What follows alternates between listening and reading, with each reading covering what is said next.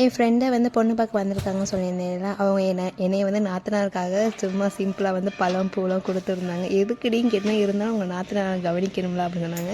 இந்த மாதிரி ஒரு மூமெண்ட் கிடைக்கிறதுல ஒரு ஹாப்பி மூமெண்ட் தானே. செவ்வாய்க்கிழமை ஈவினிங் போல் தான் எடுத்திருந்தது.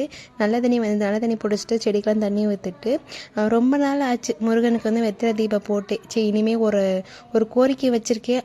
6 வாரமாக இருந்தாலும் சரி 9 வாரமாக இருந்தாலும் சரி முருகனுக்கு நடத்தி கொடுக்குற வரைக்கும் அந்த வெத்தலை தீபம் போடலாம்னு இருக்கேன்.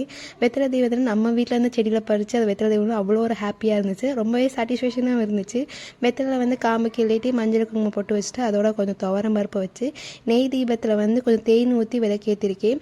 நல்லபடியாக என்னோட கோரிக்கையை முடிச்சு கொடுக்கணும் ஐயன் முருகன் வந்து தூபம் காமிச்சிட்டு நெய்வேத்தியத்துக்கு வந்து மாதுளை முத்துக்கள் தான் வச்சுருந்தேன். 2 நிமிஷம் பாராயணம் பண்ணிவிட்டு பூஜையை நிறைவு பண்ணி முடிச்சிட்டேன். நைட் டின்னருக்கு எதுவுமே பண்ணலை. மதியம் வச்சு சாம்பார் இருந்துச்சு, அதோட மிச்சம் வச்சு சாப்பிட்டுட்டு சந்தைக்கு போயிருந்தேன். காய்களாக அரேஞ்ச் பண்ணி வச்சுட்டு தூங்க போயிட்டு